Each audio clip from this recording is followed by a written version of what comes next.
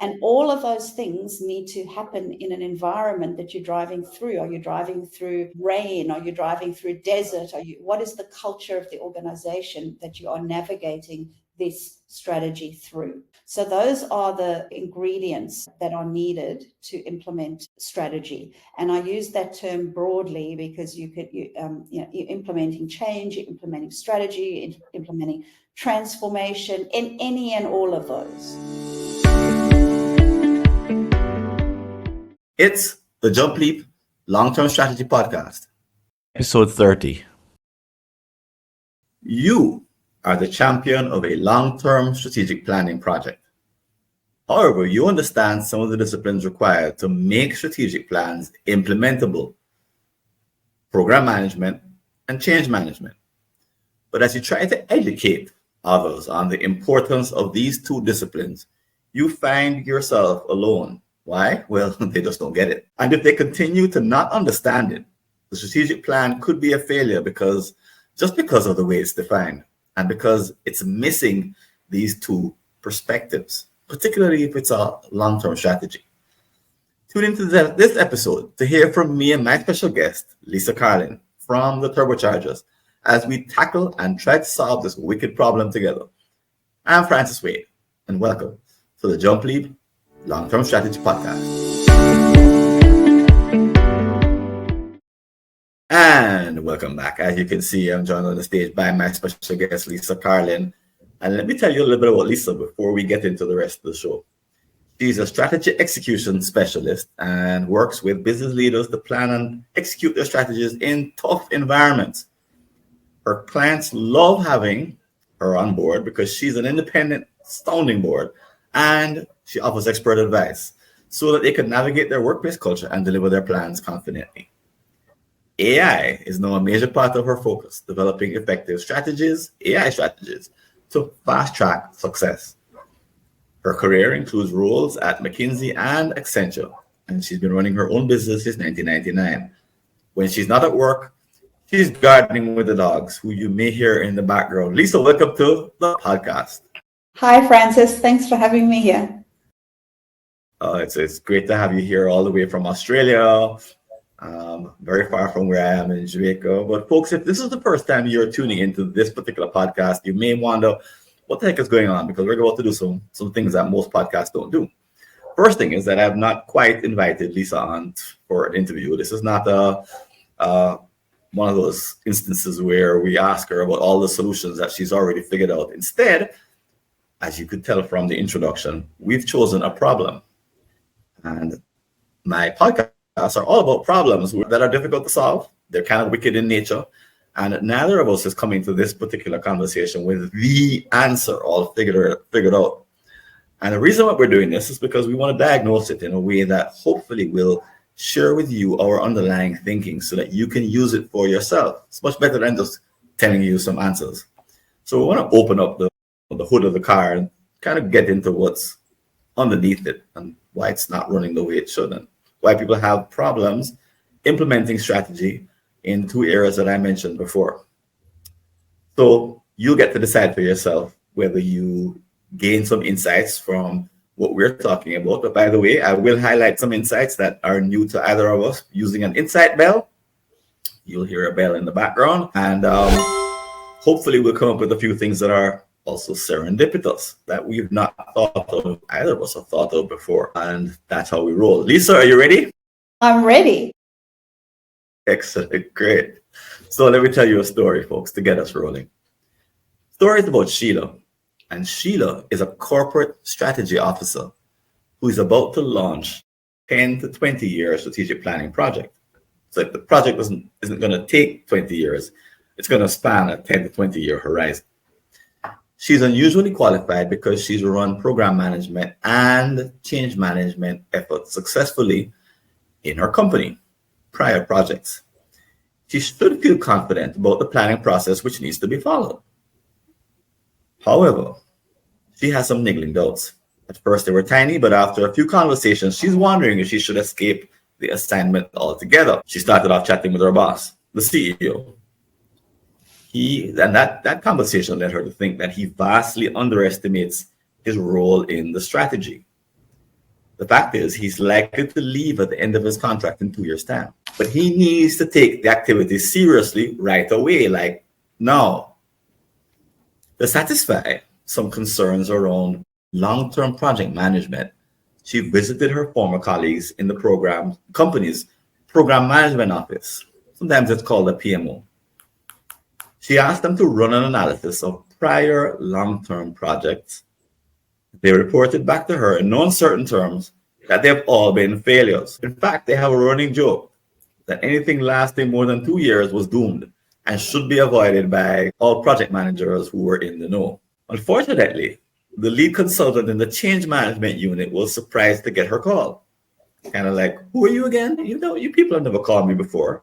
So no one from the strategy office ever seemed to care about change management and the disciplines involved. It took a long hour of discussion to overcome his suspicions. So she's had 3 conversations, and as she sat back to collect her thoughts, she began to feel alarmed. Should she bring these folks together in a meeting to understand the challenge? Should she write a memo to all of them? Should she scale back the company's ambitions? After all, a 5-year plan would be easier because it would be mostly a continuation of business as usual. Forget about this long-term stuff. Let's just go for short-term. And are these her only choices? Or should she even quit? Lisa, poor Sheila is in a terrible position. And is it one that you've seen before and can relate to from the work that you've done over the years? Well, Francis, absolutely. One of the biggest issues I see is that change management does not get its seat at the table regularly. In one case in particular, I just saw this. I walked into the situation where the project was just not, it was not getting traction, and the change manager was superb, but she just wasn't invited to the key meetings. People didn't understand change management, and it made it very difficult to get true value out of this amazing person who was just so skilled. And she could have seen all the writing on the wall and how to navigate the stakeholders, but she wasn't consulted properly. Yeah, folks, you as you listen to us talk, we're going to spend some time diagnosing this particular kind of situation. We'll talk a little bit about the Sheila story, but also from our own experience before we go into answers and solutions. So in the beginning, we won't give any advice. We'll just talk about what it's like to be caught in it. Then we'll talk about what the solutions are. But if you can relate to this any at all, you may know that sinking feeling that you have when you're in a project and someone who knows 10 times more than anyone else, as Lisa said, sees the writing on the wall and then starts to predict what's going to happen because it's what's always happened, and the company doesn't know how to escape that kind of trap. And as you listen, all of the enthusiasm that you had, oh, great project, can't wait to start, just feel it kind of sink. It's not that they're being a Debbie Downer. I mean, there are those cases where there are cynics and people who are trying to bring the thing down. But let's take the case that the person that Lisa shared about is just accurately diagnosing an ongoing change management issue that pertains to strategic planning in particular. And that this particular effort has just started off on the wrong foot. And she's seeing some of the markers of problems that are about to happen and about to occur. Lisa, Francis, if I may also, there's also seems to be another issue in that the program office and the strategist, there's a bit of a disconnect between Sheila and what the program management officers are thinking as well. And I think there's a third issue in that the CEO has given her a task for this long-term strategy, and there's a disconnect between what he thinks is the right thing to do and what she is sort of deep down thinking, well, that's a very long-term solution. So we've got a few disconnects, haven't we, between the different players? Yeah. Right. Let's assume that in the Sheila case, there's maybe 3 of them, and between them, if you take 3 and you say, well, not only the 3 of them are disconnected, but the fact that they should be talking to each other means that it's 3 squared, 9. But they should be a coordinated bunch if a long-term strategic planning activity is going to be effective. Otherwise, it started off on the wrong foot. And unfortunately, Hope you're enjoying this free excerpt from the Jump Leap Long-Term Strategy podcast. Interested in finding out more about getting a subscription to full episodes? Visit www.longtermstrategy.info. in this case, Sheila is the only one who can see the problem, yes? I think people are seeing pieces of the problem, aren't they? Tell us what you've seen, yes. I think that if you've got a really good change management professional in there, a good change manager, then they would see deeply and understand the different stakeholder dynamics and what will work in the culture of the organization. And so that's one part of it. And then the other part of it is that the program office, some program officers are really there to provide methodology and ensure the reporting happens. But some of the program officers are more strategic and they really understand what works and coach the project managers like Sheila through the project. So it sounds like this is the type of PMO, program management office, that they've got, where they can really see and advise that, this long-term 5 to 10 year strategy is going to cause a lot of skepticism. So in that case, I think, there's that disconnect and between, her and the PMO, and they need to really talk that through. Yeah. What about the CEO though? The third leg of the wheel, because I skipped over that because it's the worst of them all.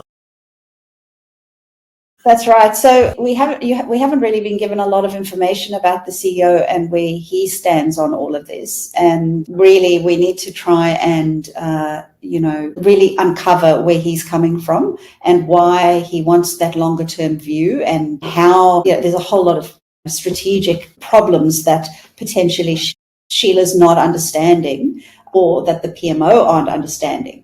That means that really, the industry potentially is going to be disrupted, and we really do need to think ahead in that long term, but that all needs to be diagnosed. And at the moment, you've got, the CEO sitting on one island, if you like, Sheila sitting on another island, the PMO, and then the change managers, and the communication's not strong. So, yeah. Well, we have a hint from the case that the CEO is leaving in 2 years' time. So he's already dreaming of, vacations in the Caribbean and whatnot. And, he's kind of like shrugged his shoulders, and, he's in the whatever stage. And, if they could give him his exit now, he would take it. It's just that I'm making this all up, okay? He has some options that are going to vest, and he's just waiting for them to. But maybe he's never been the kind of leader, and this is what I see more often, is that I'm trying to work with a team, and that the leader doesn't know what it is to lead strategically. They usually are good firefighters, the kind of guy I want next to me in a foxhole in the middle of an armed conflict, because they know how to rally the troops and generate lots of energy. But when it comes to understanding how to plan for a 10 to 20 year horizon, some have never done it. Some don't want to do it. Some are forced to do it because their chairman told them to do it. Some are doing it because they think it's a good idea and they're ready to have a business review, therefore they should do it. But they don't really have an affinity for it, and definitely don't have any practice. So they might even catch wind of what's happening with the change management office and the PMO, and they're like, okay, because to them, there's not a problem to solve. But have you seen that kind of, it's not naivete, but it's inexperience, highest level? Yeah, absolutely. And in fact, I more often see it on the other end, where the CEO actually just wants the action, right? And then but can't understand why it's just not happening the way that. So they've said, like in this example, I want a 5 to 10 year strategy, and then off they go, and then they just expect the leaders of the organization to go ahead and implement it, and they can't understand. In fact, I had one person very recently, one CEO, come to me and say, I can't understand. We've got the high level strategy. I've given it to my executives, and I've said, go ahead and implement this. And he can't understand why they haven't gone forward. Can't understand it. I've heard of boards trying to do that, where they meet as a board and they come up with these high level, and then they pass it down for the next level of detail to the next level because they think their job is done. But they've That's really right. handed down, it's a bunch of spaghetti. That's Good luck lining up all the lines, boys and girls, but we're off back to the Caribbean for a vacation because we've earned it. That's exactly right. Exactly right. So it's maybe spaghetti. I love that term. It's often too abstract and just not, and very fluffy. Sometimes there's no real choice in it. So it's more of a strategic intent than an actual strategy where you've made a choice between elements. So there could be a whole number of things wrong, or it might just be analysis and there's no real recommendation in there. So there's a whole bunch of hurdles around the value of the strategy. First, that you've got to, that CEO has to, stay involved in and make sure that the answers of what you're actually trying to do is correct. But then even if you've got all of those things ticked off, and Francis, as a strategist and the kind of work that you do, you'll know this well, even if you've got that, right, and you've got the right strategy, then there's a whole lot of things around the implementation and bringing the people on the journey with you and getting that alignment between the different stakeholders, which includes, of course, Sheila, who's driving the program, the PMO, the change managers that all need to come together, and the stakeholders in the business and even potentially outside the business. But let's say it's in the business, all those stakeholders who are going to be impacted by the change or by the strategy, they need to understand what it means for them. So that all that alignment piece that needs to happen. And that's where I see the biggest disconnect with the CEO and the executive team, is ensuring that the executive team or the SLT, senior leadership team, really understand understand what needs to happen and then how to make it happen, more importantly. Yeah, no, that's where I was, just thinking about that, because it's I hate being the guy I hate being in the Sheila's role, where I walk into a team and I pick up, unfortunately, usually it's intuitively, and usually it's too late by the time I pick it up. Usually I'm in the middle of a retreat. I'm like, oh, snap. We have a big problem here. And it's not, I don't have the luxury of Sheila's time to sit back and think about it. But usually it's just some kind of intuition that I pick up, that it's not a systematic kind of understanding of what's happening. It's more of a gut feel on my part. Are you able to diagnose it beyond a gut feel and then sort of translate that into conversations that you would have with maybe each of the protagonists? Have you done anything? I know we're getting into solutions a little bit, but let's go there anyway, because maybe you figured out some way of thinking about that problem. Is now a good time to describe the framework that I use, or is that too soon? Let's go for it. Okay, so I have a framework which is about transformation. So this is the TurboChargers approach. And I've developed it based on the 50 plus transformation projects that I've been involved in.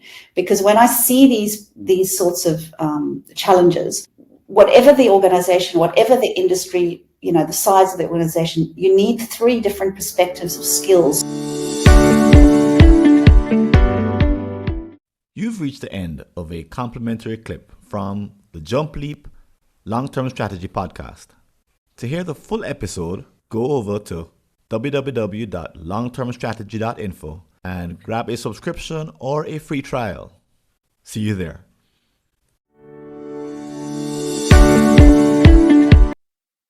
And here's the excerpt from our next episode. Develop momentum. You need to get people to buy into the idea that big results need years. They need time. Long time frame, big results, they go together. The Japanese reduction in BMI shows, for example, and so do many, many others, that if you try to commit to big goals on short time frames, it doesn't work. If you liked what you heard from our podcast episode, go ahead and subscribe or like or recommend us on iTunes, Spotify, or YouTube. More information, log into longtermstrategy.info and subscribe to our newsletter. Our annual conference is coming up in June 2025.